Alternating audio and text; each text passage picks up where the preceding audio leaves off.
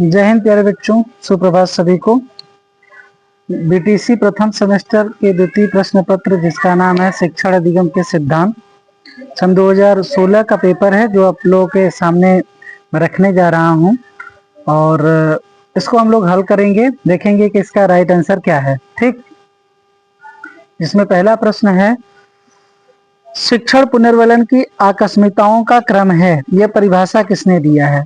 इसके लिए पहला विकल्प बनाया गया है एन.एल. गेज ने, या फिर दूसरा कह रहा है बी.एफ. स्किनर ने, या फिर बी.ओ. स्मिथ ने, या फिर के.पी. पांडे ने। ठीक है, तो ये जो परिभाषा है प्यारे बच्चों वो बी.एफ. स्किनर द्वारा दिया गया है। ठीक, इसको बी.एफ. स्किनर ने कहीं ना कहीं परिभाषा दी हुई है।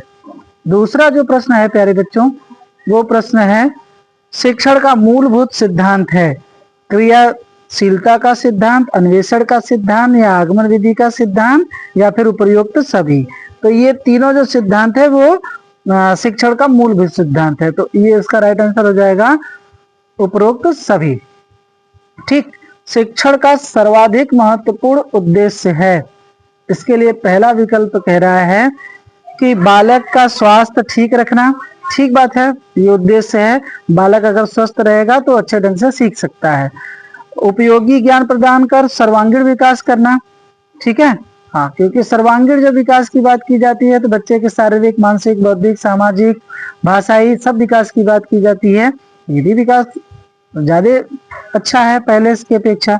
पर्यावरण की शिक्षा देना, हाँ, एक उद्देश्य है शिक्षण में, ताकि शिक्षण का उद्देश्य होता है कि पर्यावरण के बारे में बच्चों को अवेयरनेस पैदा किया जाए, तभी जागरूक किया जाए, तभी पर्यावरण को सुरक्षा प्रदान किया जा सकता है। ये शिक्षण में कहीं के बच्चों को बताया जाता है, ये भी उद्देश्य है। जनसंख्या शिक्षा नियंत्रण करने के लिए बच्चों को बताया जाता है, बहुत जागरूक किया जाता है।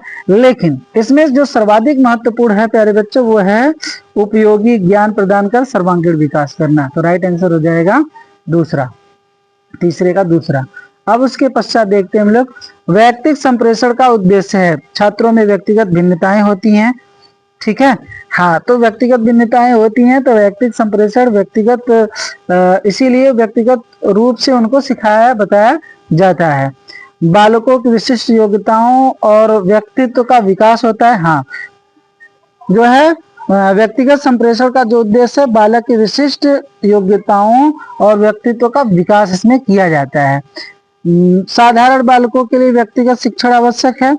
नहीं, क्योंकि देखिए व्यक्तिगत जो संप्रेषण किया जाता है उसमें जो विशिष्ट बालक होते हैं उन बालकों को अलग से कुछ अगर सीखना है, जानना है तो उनको अलग से ये व्यक्तिगत संप्रेषण किया जाता है, सिखाया पढ़ाया जाता है। तो इसका राइट आंसर हो जाएगा प्यारे बच्चों दूसरा।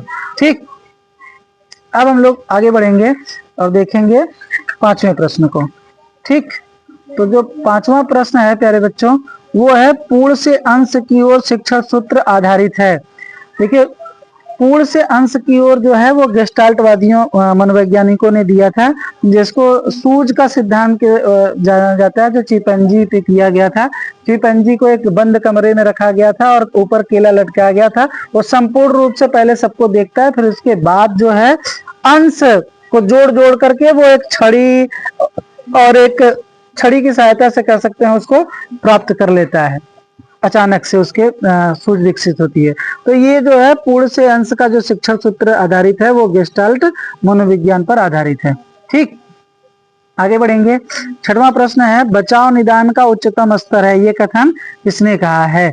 ठीक है, तो बचाव निदान का जो उच्चतम स्तर है वो स्मिथ ने ये बात कही है, तो इसलिए आपको परिभाषा याद होना चाहिए, तभी आप सही उत्तर दे पाएंगे। सातवां जो प्रश्न है, क्रियापरक शिक्षण विधि का अर्थ है ऐसा जिसमें बच्चों को क्रिया करके सिखाया जाए। ठीक है, जिसमें बच्चे ज्यादा से ज्यादा इन्वॉल्व हो।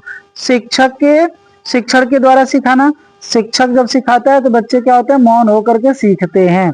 तो मौन को उसमें बहुत ज्यादा क्रिया नहीं, छात्र अपनी स्वयं क्रिया के द्वारा ज्ञान प्राप्त करना। बच्चा जब छात्र स्वयं क्रिया करेगा, इसमें क्रिया की बात की जा रही है, तब वो ज्यादा सीखेगा। गृह कार्य के द्वारा, गृह कार्य में देखिए बहुत ज्यादा क्रिया नहीं होती है। ठीक, भ्रमण के द्वारा, भ्रमण में बहुत ज्यादा क्रिया नहीं है, तो जो क्रिया की बात कर रहा है वो दूसरा कह रहा है। ठीक है, इसका दूसरा राइट आंसर हो जाएगा। सातवां प्रश्न है, बचाव निदान का उच्चतम स्तर है, ये कथन किसने कहा है? ठीक है, तो बचाव निदान का जो उच्चतम स्तर है वो स्मिथ ने ये बात कही है, तो इसलिए आपको परिभाषा याद होना चाहिए, तभी आप सही उत्तर दे पाएंगे। राइट आंसर हो जाएगा। 8वां प्रश्न देखते हैं। तो 8वें प्रश्न में है प्रस्तावना कौशल का प्रमुख घटक है। ठीक है, प्रश्नों की संरचना नहीं, ये तो प्रश्नीकरण की बात कर रहा है। लेखन में स्पष्टता नहीं, ये तो सैंपट कौशल के घटक है। उचित श्रृंखला नहीं, ये भी प्रश्नोत्तर कौशल का घटक है। कथनों में तारतम्यता, हाँ कथनों में तारतम्यता होनी चाहिए, तो जो है चौथा इसका राइट आंसर हो जाएगा। ठीक है, आगे बढ़ते हैं, देखेंगे। तो जो 9वां प्रश्न है प्यारे बच्चों, कहानी कहने में क्रमबद्ध घटनाओं के वर्णन पर ध्यान रखा जाता है, यह किस प्रकार की शिक्षण प्रविधि है। ठीक है, ये किस प्रकार की शिक्षण प्रविधि है, ये पूछा जा रहा है। तो देखिए, प्रश्नोत्तर नहीं, से प्रश्न पूछा जाता है। वर्णन नहीं, विवरण, व्याख्यान, तो कहानी करने के लिए कहानी बहुत लंबी चौड़ी नहीं होती है। ठीक है, तो उसको विवरण के माध्यम से, विवरण प्रविधि के माध्यम से सिखाया जाता है। ठीक है, वर्णन भी नहीं किया जाता, ना ही व्याख्या दिया जाता है, तो विवरण प्रविधि का सहायता लिया जाता है। उसके बाद है गणित कीट का उपकरण है। गणित कीट का उपकरण कौन सा है। ठीक, तो डोमिनोज जो होता है वो गणित कीट का उपकरण है। बीकर, लैंप, ये सब तो विज्ञान कीट के हैं। ठीक, आगे देखेंगे 11वां प्रश्न, तर्कात्मक क्रम से शिक्षण कराने से अस्थाई एवं ठोस होता है। क्या होता है, स्मृति होती है कि शिक्षण होता है कि अधिगम होता है कि व्याख्यान होता है। ठीक, तो तर्कात्मक क्रम से शिक्षण कराने में अस्थाई एवं ठोस होता है बच्चे का अधिगम। ठीक है, तो इसका 11वें का राइट आंसर हो जाएगा तीसरा। 12वें प्रश्न में देखिए क्या कह रहा है। तो 12वां जो प्रश्न है प्यारे बच्चों, संप्रेषण के लिए कक्षा का वातावरण होना चाहिए, सौहार्दपूर्ण होना चाहिए, नीरस होना चाहिए,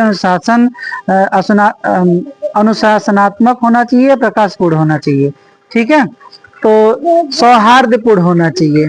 ठीक, बच्चों की सहभागिता लेकर के पढ़ाना चाहिए, नीरस नहीं होना चाहिए, अनुशासनात्मक भी नहीं होना चाहिए कि बहुत ज्यादा मूर्ति की तरह बैठे रहें, प्रकाशपूर्ण सिर्फ रहे और पढ़ाई ना चले, तो ऐसे भी शिक्षा नहीं होनी चाहिए।